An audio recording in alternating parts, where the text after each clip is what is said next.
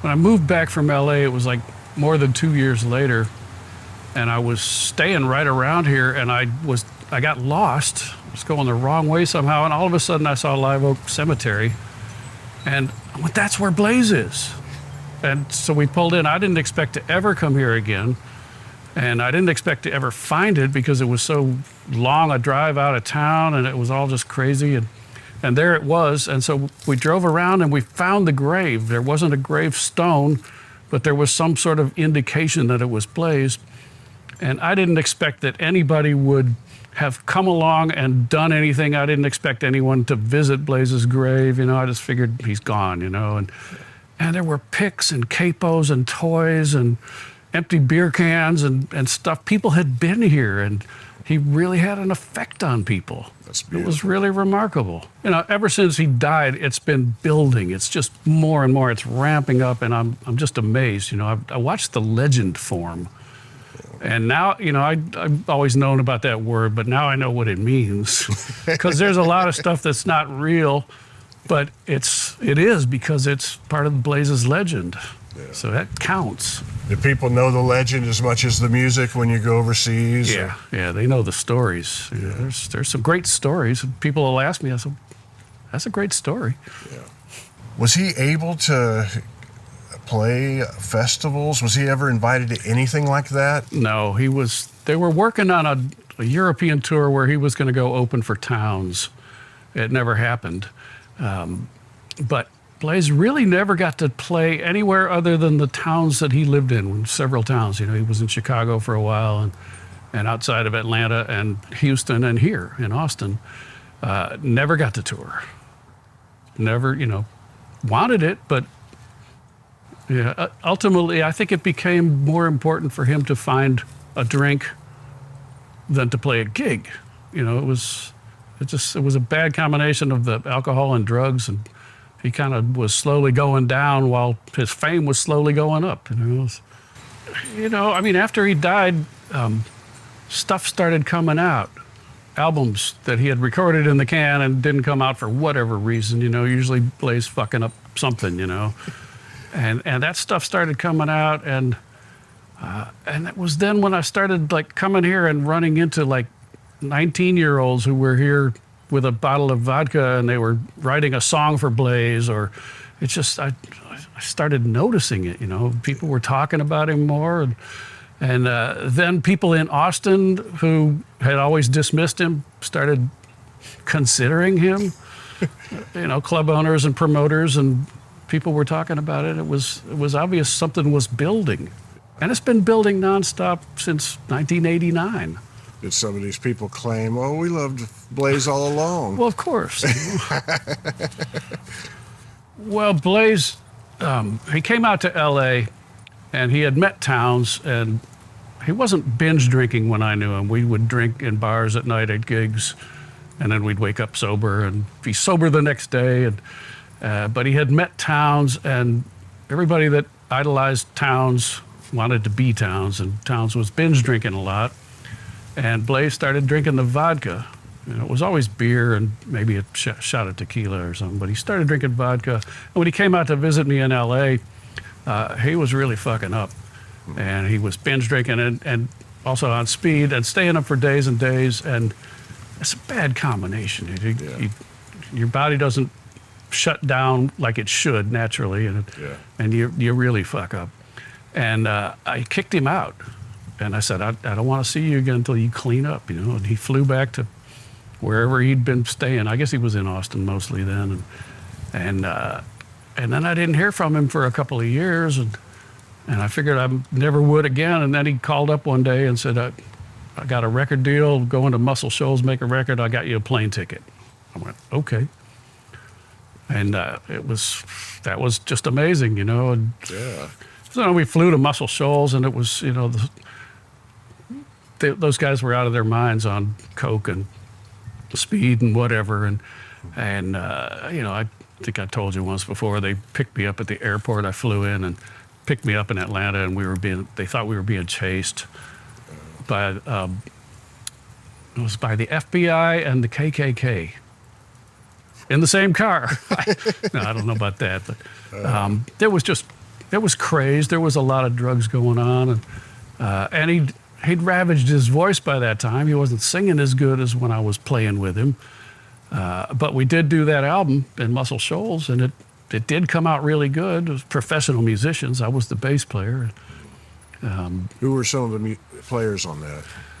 Oh, Was it at Fame Studios? Is that no, it was Broadway Sound Studios or Broadway something, and kind of another one. But Clayton Ivy was the keyboard player, and he was one of the Cats, one of the Muscle Shoals guys, and then a young drummer and a young guitar player and me on bass. It did come out really good, just a little polished, but Blaze balanced that off. Were those masters seized by the FBI as Towns claimed? Yeah, the guy who was paying for it was involved in some sort of nefarious drug-involved stuff, and they had pressed up copies of the album, but they were seized before anybody could do anything with them. And Blaze had he had a pile of them. He maybe had like a box of 30 or something, and he would take the box to bars and trade them for drinks. He'd sign them, and when he signed his name, he always signed something personal to the person. It was really unique. A lot of people have just their shtick. They just sign the same thing every time. And every time I encounter one of those albums, it's got something really interesting on it and always different. That's how many did you say you pressed up? I don't know how many they pressed, but he ended up with a box, 30 or 50 or whatever. And he traded those. So those ended up being out there, but not any other ones.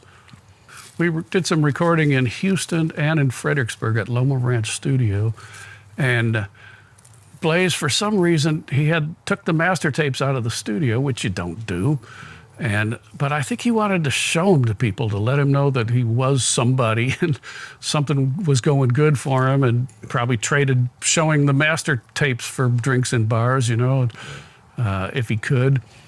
And someone broke into this station wagon that he was driving and stole the valise that they were in out of the back of the station wagon, and we weren't finished.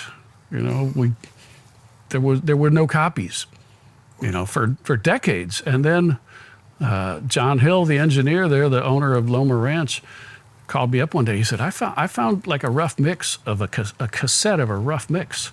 And I said, send it to me immediately, and he did. And we just mastered it and put it out. It was not quite finished, but it's what's called the Blaze Foley and the Beaver Valley Boys' Cold, Cold World. It's a great album, and he was singing really well then. I like Cold, Cold World, and I like that album. I think that's a really great song. And on that album, Blaze overdubbed all the vocals on that song. Good. And he did the bass voice, and that was really remarkable sounding. That was done at Loma Ranch. He did all those parts. What do you remember about the funeral? Well, they barely had enough money to spring him from the funeral home. And they had to do a benefit at the Austin Outhouse to get money, because they came up with $1,600 or something, and it was more than that. And whatever they came up with, there were strippers that were getting money for them. Everybody was donating, and I went to the benefit at the outhouse, and it was crazy, but probably raised a few $100s or something, but they didn't have enough money at the funeral for a police motorcade. So we left in the hearse, and I was like in the second or third car behind the hearse, and we're heading south on South Congress, and of course the first red light we came to, the first green light, we go through, and the hearse goes through, and like 3 or 4 other cars go through, and then it turns red, and everybody, like 50 cars behind, got stuck, and then we couldn't find the hearse. And so it was just this chaotic scene, and we'd be driving up and down Congress, and like 5 cars here who went through the green light and then got stopped, and then we'd be going down South Congress looking for wherever this was supposed to be, and I'd see 5 cars come in from the right and 5 cars come in from the left, and everybody's waving at each other, but nobody knew anything. And somehow, miraculously, we found the cemetery, and it was not easy. It was cold, wasn't it? It was 15 degrees. Which to Austinites has to be like the North Pole. It's brutal. Blaze's friend Rich Minus, who I knew well, he used to be my roommate. He was kind of a ne'er-do-well songwriter guy and wrote some good songs. And when I flew in from L.A., he was there at the airport to pick me up. And we left the airport, and we're driving down 35 on our way to wherever I was going to be staying, and we ran out of gas. It was like 18 degrees. I said, "Rich, we ran out of gas." He goes, "Yeah, I haven't driven in 15 years. This is not my car." It's like, oh, man. Sounds like a Blaze Foley situation. Yeah. Whenever they would do a Blaze benefit or a Blaze-a-rama, a Blaze-a-palooza, just a celebration of his life with all these bands scheduled and everything's going to go great, and it would always get fucked up in the greatest way. Like Blaze was just reaching down and stirring the pot, just because it was going too well, Yeah. There was an article I found from the Austin American Statesman that said something about his friends were planning on, since they couldn't get the money to get him out of the funeral home, they were going to steal the body, take it to the Austin outhouse for a benefit, and duct tape him to a wall or something like. Is that just? It's interesting that was actually reported in the paper. Yeah, I was there at the benefit, and they were talking about it, but these were Blaze's ne'er-do-well friends. They weren't going to be able to pull that off, but it was great that they even conceived of it. I loved it.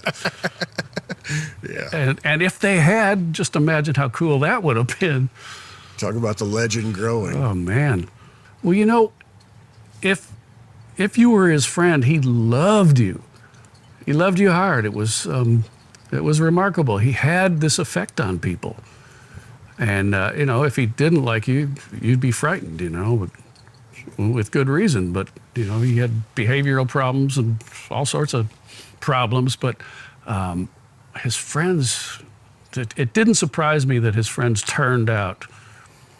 At the funeral, I started figuring there might have been 100 people there or something in the funeral home, and I think there might have been like 800 people.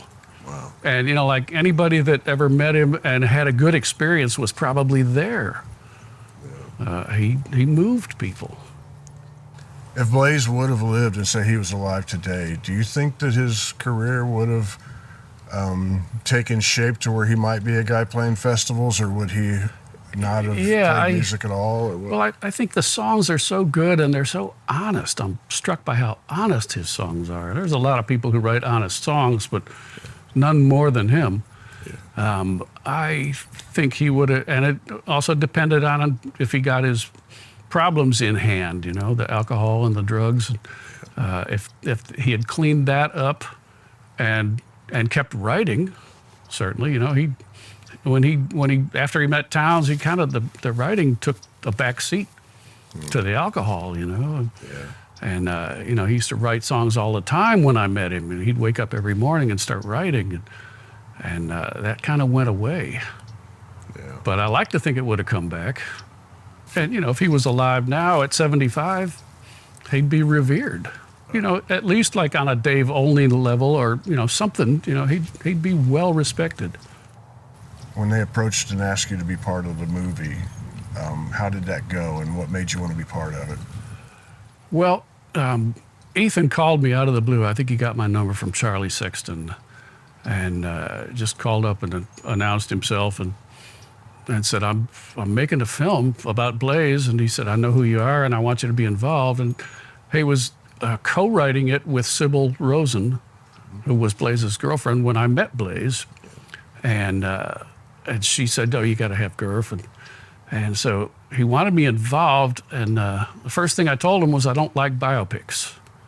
I find them clunky by definition, and they just have these things that everybody knows about that they have to include. And so they do, and then they have to bunch them in sometimes, because they'll have 4 facts that they have to put in. So they put them in the same scene, and it just bugs the shit out of me. So I told him I didn't like biopics, and he talked a really good game, and he said, "Would you read the script?" And I said, "Sure." And he sent the script to me, and there was dialogue I knew Blaze wouldn't say, and I had some problems getting used to that. And but then he kept calling, and he's real good at talking people into things. He's a remarkable human being, very smart and likable. And over the course of several phone calls and reading the script, I said, "All right, I'll be involved if you promise me you'll attempt to make a piece of art, not a Hollywood biopic." And he said, "I promise." And I think he came through. I was very pleased. I think maybe it's the best music movie like that. You could say it's a biopic, but it's, Blaze had the advantage of not being famous, so they didn't have to include these things that everyone knew about. And I think it came out real good. I don't think it could have been much better. It seemed like something that wasn't meant to be a blockbuster film. It was meant to be shown in the art theaters around the country. Yeah, absolutely.